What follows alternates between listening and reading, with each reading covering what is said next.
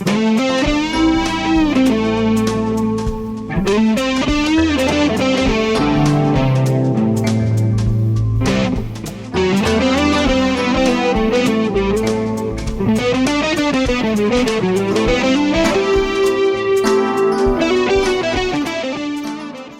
días. En esta ocasión traigo una respuesta a un amigo que hizo en una conferencia a la que fuimos juntos hace poquito. Su pregunta era una pregunta que me hacen constantemente los alumnos, que me hace constantemente mucha gente también, y me sorprendió un poco que lo hiciera ahí. La pregunta era, ¿y para qué sirve la poesía? Esa pregunta se la hizo un poco retadoramente al ponente que estaba ahí, y el ponente pues sacó la capa a una Verónica, ¿verdad? Y le dijo, pues la poesía sirve para poder imaginar. Puede parecer en principio una respuesta que está esquivando pues una respuesta más profunda, pero en el fondo creo que tenía razón, y voy a explicar un poquito por qué. Cuando nosotros escuchamos una poesía, nos pasan varias cosas en nuestro cerebro. En primer lugar, tenemos que atender a un montón de niveles de lenguaje que están operando todos juntos de una manera un poco extraña o un poco distinta de lo normal y que nos hace poner atención en cosas en las que regularmente no paramos. Por ejemplo, cuando vemos o escuchamos una poesía que rima, siendo que cuando nosotros hablamos regularmente no escuchamos ninguna rima, eso nos hace atender la estructura de la rima. La rima es la repetición exacta de los sonidos o de las vocales que siguen al acento final de palabra al final de verso. Cuando esto se repite, pues ocurre la rima. Al principio la rima, así como el metro, nacieron como una necesidad para poder aprenderse de memoria los poemas.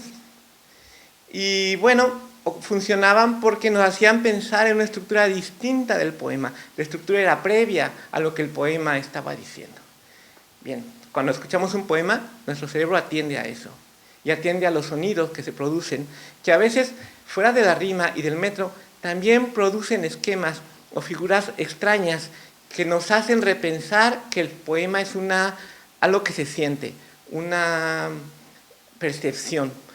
Por ejemplo, pienso en estos versos que dicen, de Garcilaso, que dicen, y en el silencio solo se escuchaba un susurro de abejas que sonaba.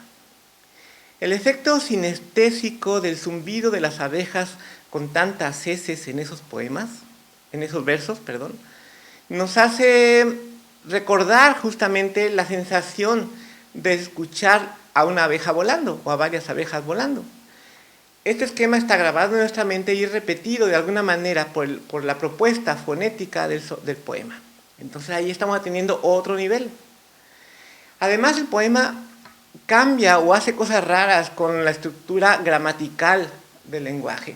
Por ejemplo, obliga a las palabras a juntarse con otras con las que regularmente no se juntarían. Cuando Homero dice, iban oscuros en la noche solitaria, ¿no? Está intercambiando los adjetivos de un sustantivo a otro y entonces no suena raro porque las personas eran las que iban oscuras y no la noche. Era la noche la que iba solitaria y no las personas. Bueno, esto causa, claro, tensión en nuestro cerebro y también hace que se fije en eso. Cuando hay una metáfora, por ejemplo, en la que se nos dice que él era valiente como un león, se está comparando a una persona con un león y en realidad lo que se está haciendo es que el significado de la palabra persona y de la palabra león se ven fundidos en sus rasgos y esos rasgos que comparten forman un tercer significado que sería la persona valiente. Pero se oponen en lo que tienen de diferente un león y una persona. Eso también crea una tensión en el cerebro que está creando o está tratando de recomponer esa cosa extraña que está escuchando. Estas recomposiciones, estas atenciones que tiene que poner el cerebro, crean esquemas nuevos, aprendizajes nuevos, que alteran lo que el cerebro ya conoce, esos esquemas de los que hemos hablado. se ven alterados y entonces tiene que crear una nueva percepción distinta, un nuevo modo de entender las cosas.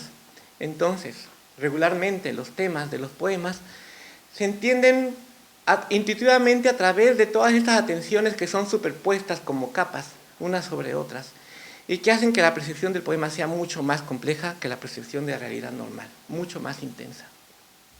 Estas percepciones intensas, sin embargo, funcionan igual que los recuerdos e igual que nuestras percepciones, como ya hemos visto en otras ocasiones. ¿Por qué? Es porque es en nuestro cerebro donde ocurren todas las cosas. Y cuando recomponemos todas esas estímulos que unos versos nos traen a la cabeza y se recompone en un solo esquema en nuestro cerebro, lo que estamos recomponiendo es una situación, una percepción, una experiencia. Estamos pues imaginando. Estamos imaginando lo que otro siente o piensa.